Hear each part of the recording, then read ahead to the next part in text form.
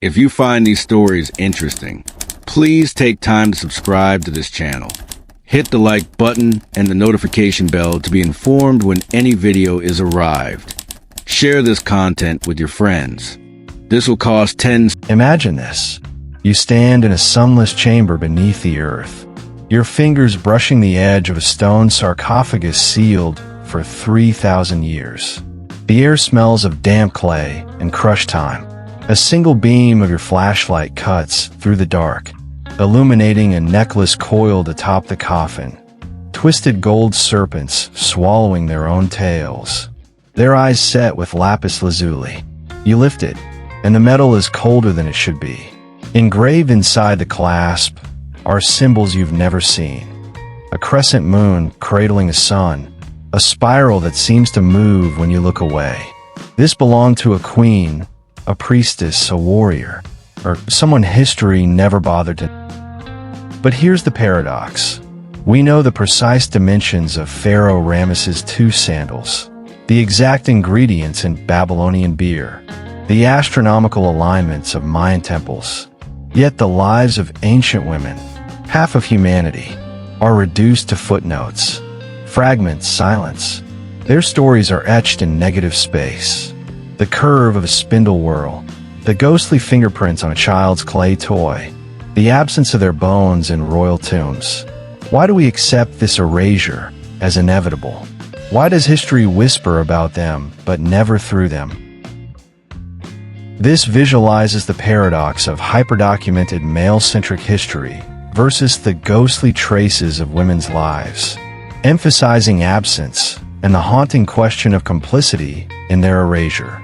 Consider the Sumerian poet in Hedjwana, who carved her name into clay tablets 4,300 years ago, only to vanish from scholarship until 1927, or the Minoan priestesses who danced with snakes, their rituals reframed as fertility cults by Victorian archaeologists, or the Mongol warrior women whose deeds were scrubbed from chronicles to appease Confucian scribes.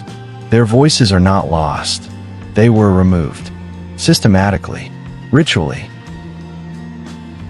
What if the greatest archaeological site isn't a buried city, but the gap between what was recorded and what was lived? What if every artifact we've ever found is a mirror, reflecting not just ancient hands, but our own blindness? You kneel in that imaginary tomb, necklace in hand, and feel the weight of a question. How many revolutions of thought, how many laws, songs, and rebellions have been lost because we forgot to listen for a woman's voice in the dark? This is not a call to nostalgia. It's a reckoning. If we cannot hear these women, what does that say about the stories we're still silencing today? You hold the serpent necklace. Its gold warm now by your pulse, and a darker truth coils in your mind. This erasure is not accidental. It is a choice, a collective, unconscious reflex as old as civilization itself. To understand why, we must dig deeper than politics or prejudice. We must descend into the shadowed labyrinth of human fear. Carl Jung called it the collective unconscious, a reservoir of inherited myths and instincts.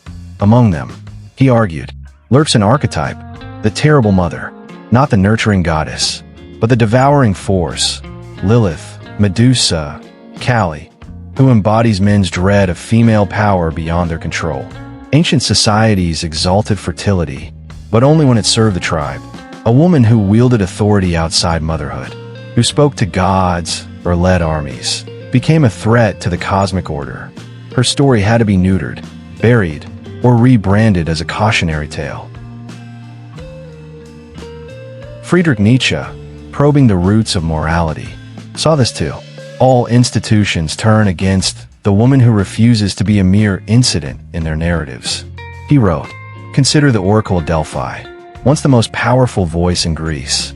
Her prophecies shaped wars and empires, yet historians labeled her a passive vessel, intoxicated by vapors. Her agency evaporated, reduced to chemical delirium. This is what Sartre termed bad faith, a societal lie we agree to uphold because the truth is too destabilizing." If women were full protagonists in history, what would that mean for the myths of male supremacy that built empires, religions, and even modern democracies?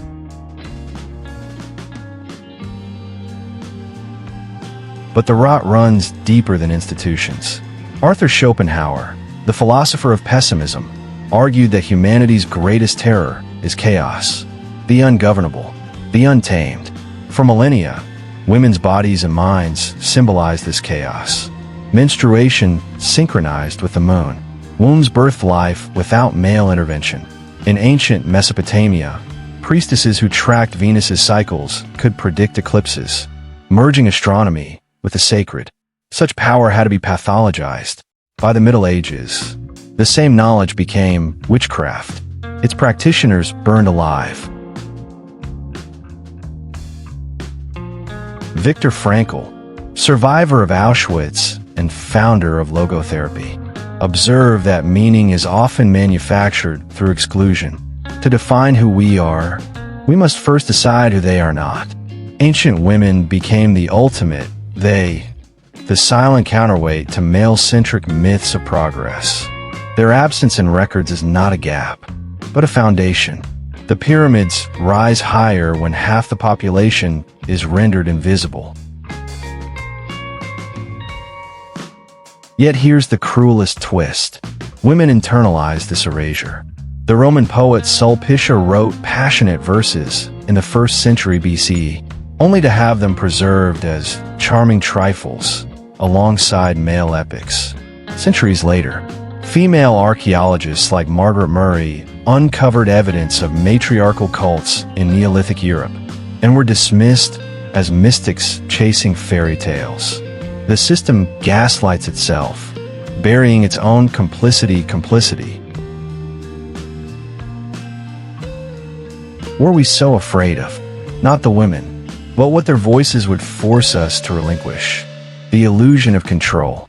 The lie that history is a linear march of great men, rather than a cacophony of interdependent lives. To acknowledge ancient women as fully human would unravel the stories we've used to justify wars, hierarchies, and even our own fragility. The serpent necklace slips in your grip. Somewhere, in the dark, a buried truth hisses. You cannot unsee this. The serpent's whisper follows you out of the tomb, into daylight.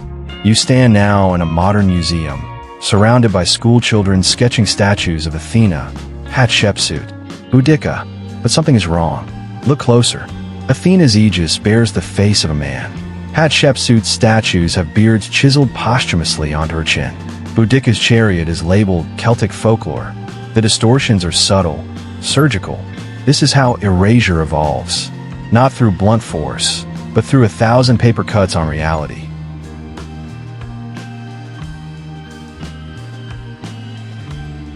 The consequences are not confined to history books.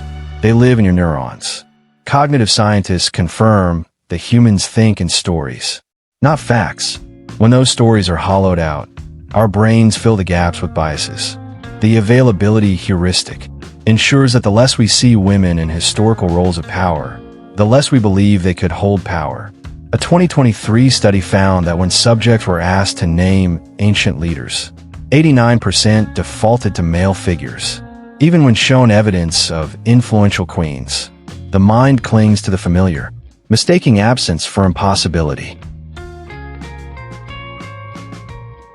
Neurologically, we are shaped by cultural amnesia. Mirror neurons fire not just at observed actions, but at inherited narratives. If girls never hear of Sumerian merchants like Beltane, who sued her husband for property rights in 2030 BCE, or the Nubian queens who ruled as sovereigns, not consorts, their brains receive a silent curriculum. You have no blueprint for this. The inverse is equally corrosive. Boys raised on tales of male conquerors internalize a world where dominance is destiny. The cycle becomes a closed loop. But the most insidious damage is ontological. When societies bury women's past, they fracture humanity's understanding of itself. Take the Etruscans, whose women dined alongside men. owned land, and were depicted in art as equals, until Roman conquerors rewrote their culture as decadent and immoral. For centuries, historians dismissed Etruscan society as a cautionary fable, until 21st century DNA analysis proved their gender parity. By then, the lie had already shaped millennia of Western gender norms.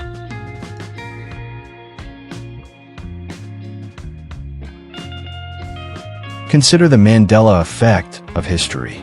Mass false memories forged by systemic omission. For example, medieval Europe's anchoresses, women sealed in cells to become spiritual advisors, were later recast as hysterics or prisoners. Their letters, once sought by kings, were burned as heresy. Today, we remember only male monks as medieval intellectuals. The effect is recursive. Each generation inherits a narrower past, making the present feel inevitable. Even language conspires. The Latin virtus, virtue, derives from vir, man. Ancient Chinese texts use the same character for woman and slave. Hieroglyphs depict female pharaohs with male pronouns, as if their bodies were administrative errors. When words erase, the psyche follows. Modern women report a haunting sense of existing in parentheses, their ambitions untethered from ancestral precedent.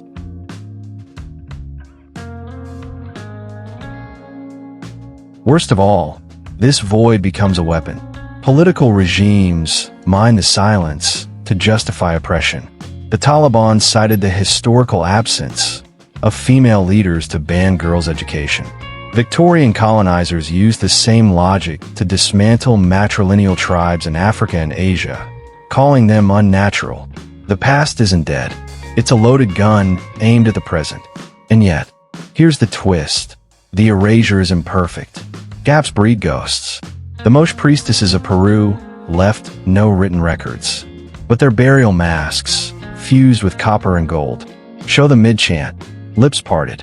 Modern singers who mimic the posture find their vocal range expands, hitting notes that shouldn't exist. Ancestral memory, coincidence, or proof that some truths bypass the intellect, vibrating in the marrow instead? You leave the museum, the children's laughter fading. A woman on a billboard smiles, selling perfume. Her posture mirrors the Moche mask exactly. The world is full of such echoes, if you know how to listen. But how long can we sustain a reality built on missing notes? You are standing in a moonlit field, a rusted iron key in your palm. It was found tucked inside a 12th century psalter, hidden beneath a hymn to the Virgin Mary. The librarian called it a curiosity, but you know better. Keys like these were forged by Beguines, medieval women who rejected marriage and convents to form self-governing communes. They wrote treatises on medicine, financed their own cities, and buried their dead in secret groves to avoid desecration by the church. Their crime? Existing outside male dominion. Their punishment? Erasure. Yet here, in your hand, is proof they resisted.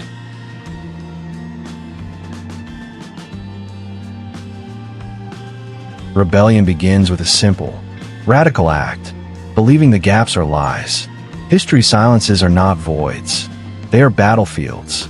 Take the Trung sisters of Vietnam, who expelled Chinese invaders in 40 CE. Chroniclers reduced their revolt to a tragic romance, claiming they drowned themselves in shame. But dig deeper. Folk songs kept their true story alive. Peasants whispered their tactics for centuries. And in 1975, their guerrilla strategies inspired Ho Chi Minh's army. The sisters won. They just needed 2,000 years to be heard. To break free, we must redefine what counts as evidence. Male scribes documented wars and treaties. Women documented life. The earliest known chemical formula, a Babylonian perfume recipe by Tapestry Callum, a female brewer. The first recorded strike? In 13th century BC Egypt, when weavers, all women, halted production until their grain rations were restored. Their tools were not quills and parchment, but loom weights and cooking pots. These artifacts are ciphers, To read them, we must adopt what philosopher Michel Foucault called an insurrection of subjugated knowledges, privileging the oral, the tactile, the domestic over official narratives. But rebellion demands more than reinterpretation. It requires reclamation. In 1945, physicist Qianxing Wu was recruited to the Manhattan Project for her expertise in beta decay. When her male colleagues won the Nobel Prize for her work, she quoted Lady Murasaki, the 11th century author of The Tale of Genji. "A woman's heart must be a thousand-layer knot." Wu's response was not despair, but defiance. She spent her later years documenting forgotten female scientists, from Alexandria's Hypatia to Qing dynasty mathematician Wang Zhini. Each biography was a thread pulled from history's shroud. The most subversive tool, however, is imagination. When archaeologists unearthed Viking graves filled with swords and shields alongside female bones, they labeled them warrior wives or ritual transvestites. But historian Judith Jesch proposed a different lens. What if the Vikings had no concept of male or female weapons? What if their society allowed fluidity we can't yet grasp? This is the real heresy, accepting that ancient women might have been as complex, contradictory, and boundless as we are. Simone de Beauvoir wrote, "To be woman is to unlearn." Apply this to history. To rediscover ancient women is to unlearn the myth of linear progress. The Minoans built gender-equal cities millennia before Athens.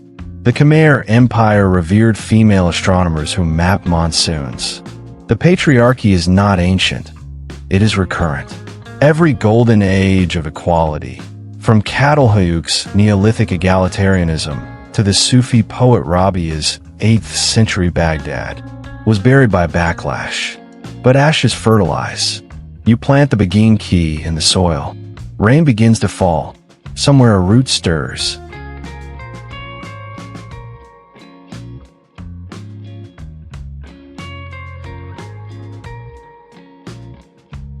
If you find these stories interesting, please take time to subscribe to this channel. Hit the like button and the notification bell to be informed when any video is arrived. Share this content with your friends. This will cost 10 seconds from your time, but it means a lot for us. Your support is crucial in pushing us to produce more and generate more videos. Thank you.